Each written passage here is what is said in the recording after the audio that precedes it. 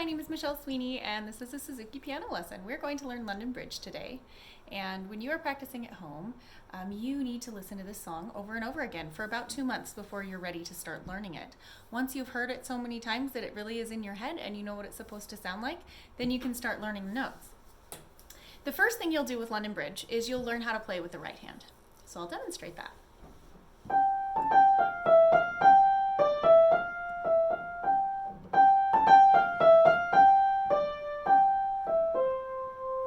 So you'll learn how to play the song with your right hand, and you'll figure out those notes just because you're familiar with the way it sounds from listening. You're going to start the song on your fourth finger on G. So right here, fourth finger on G, and then the next note is A. So hopefully that'll help you figure out the notes.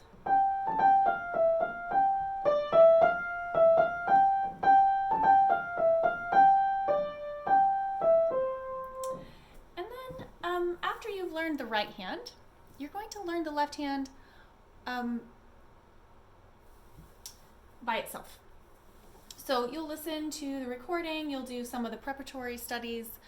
You will have already done the preparatory study with Lightly Row, with French Children's Song, and Cuckoo. So you already should be fairly familiar with this pattern, doing the Alberti bass, rocking back and forth.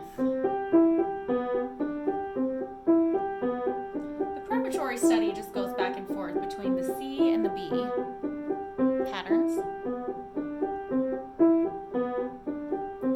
So you'll get first these two chords in your fingers with the Alberti bass. And then you will learn the actual pattern for London Bridge, and you'll do that by ear by listening to the recording. Maybe when you're practicing you listen to it over and over again. You try and figure out what it is.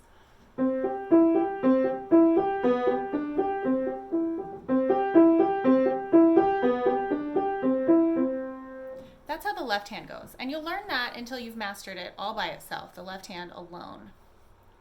The next step, after learning the right hand by itself, the left hand by itself, the next step is actually not putting those two things together, but playing this song just like you learned Mary Had a Little Lamb. So, Mary Had a Little Lamb is next. But by the time you get to this point, you will have started on Mary Had a Little Lamb. And you're going to play the chords with all the notes blocked together. So you have a C chord, and then you have a G chord. And you're going to use your ear to figure out which chord goes with which part of the melody, like this.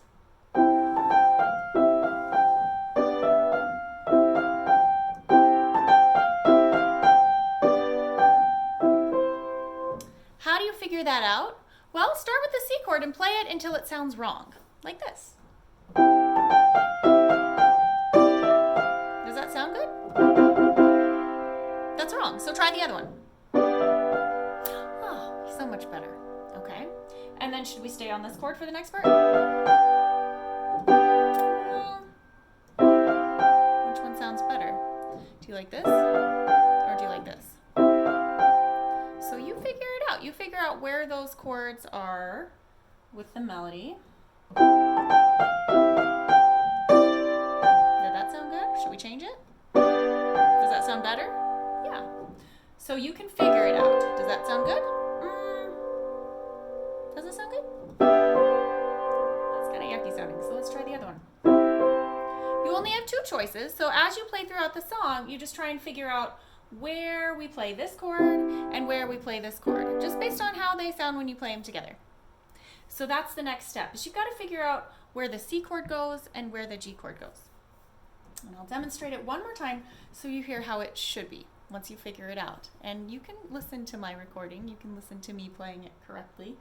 That will be a wonderful way to practice.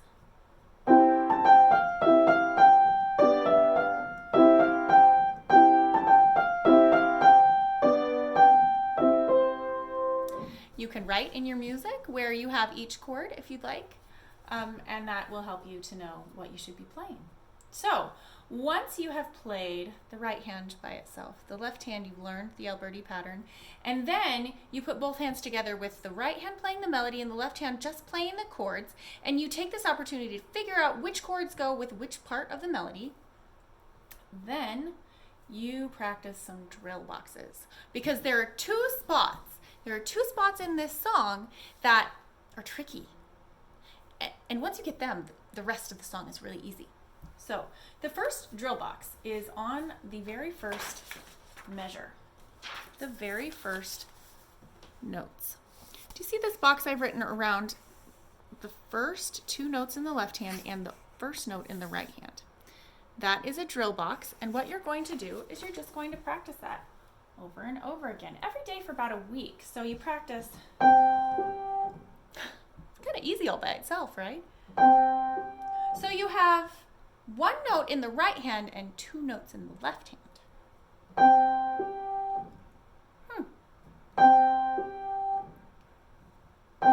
That's your first drill box. And you do that over and over again until you're like, no problem, easy, easy, easy. The thing that's tricky about the very beginning of this song is the A in the right hand, because you play it at a different time than the left hand notes. So after you've practiced that first drill box, you make the drill box just a little bit bigger to add the A.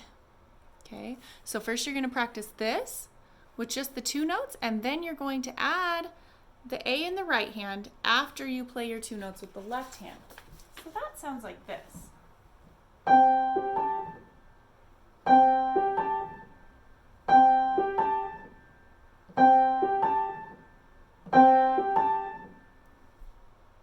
If you're just playing four notes like that, and you're really slowly taking turns and figuring out where the A goes, it's not too hard.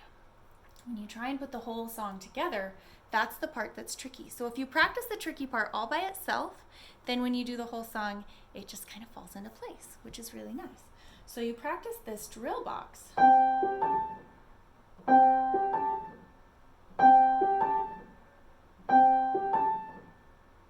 Now I would add a third drill box right after that, where we add one more note, because landing after that A is going to be tricky as well. So then you add to this drill box just one more note in the right hand and left hand at the same time, like this.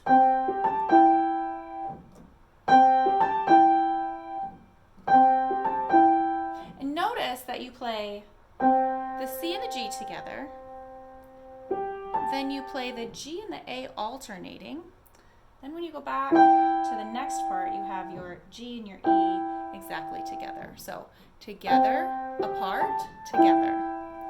Together, apart, together. Does that make sense? So that's the part you have to practice with London Bridge. Just that. Okay. So once you get that part down, you can play measure 1, you can play measure 5, and they should be pretty easy. They sound like this. That's measure 1. And measure 5 is exactly the same thing. Okay? So that is the tricky part of the song. The rest of it is pretty easy. You just do it a little bit at a time, warming yourself up to it, doing one little practice spot at a time, one measure at a time. You do it very, very slowly. Ooh, when you can do that measure really, really well, then maybe the next day you'll practice the second measure, something like this. You can do that one a couple of times.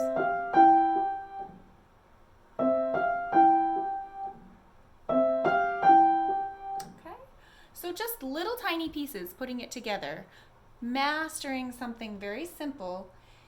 It's much easier than taking on the whole song at once.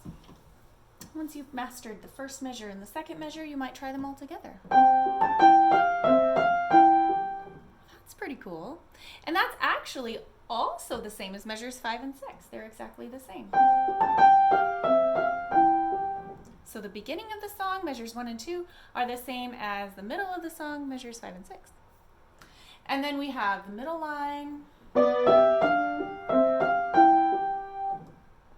So that can be one little section that you practice. That's where you change the chord in the left hand. So you might need to practice that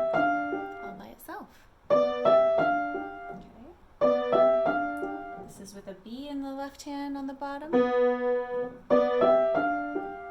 And then you go back to the C pattern for the next part. So try and put these little pieces together, one little measure at a time.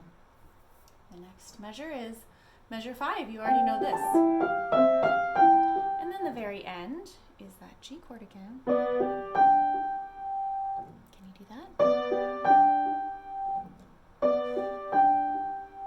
Very last measure. It's important that you hear what the left hand does there. What are the notes in the left hand? Try it by itself. Do you notice what's happening there? It's a special ending.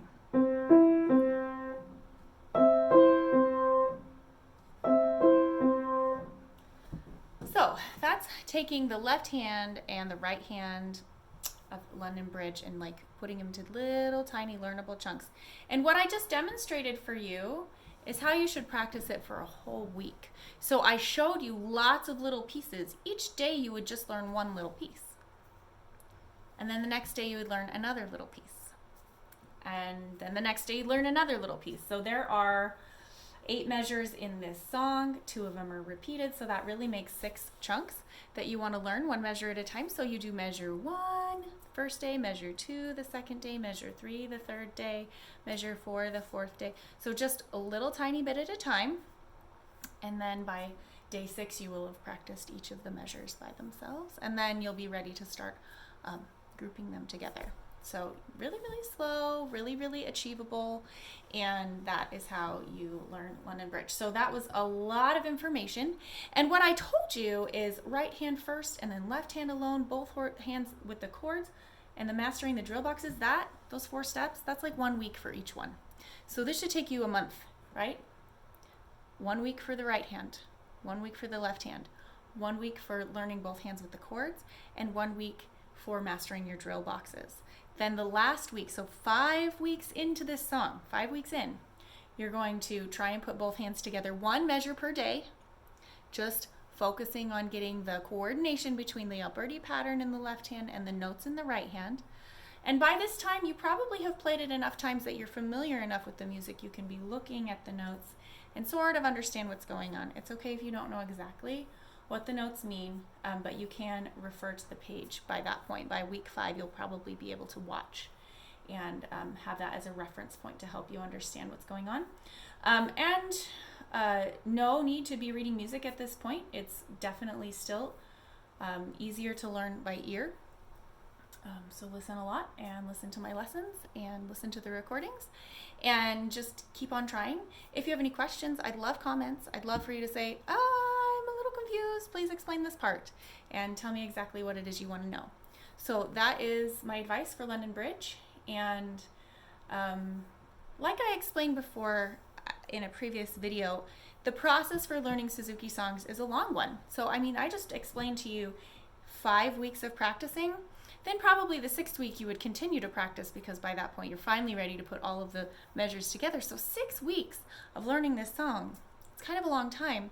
Even after you've done it for 6 weeks, once you finally get all the parts together, both hands together, it's really, really important that you continue to practice it for probably another month. So 4 more weeks of practicing it every day, so that you solidify the things that you've worked so hard to learn, and we continue to build on that knowledge and make it even better.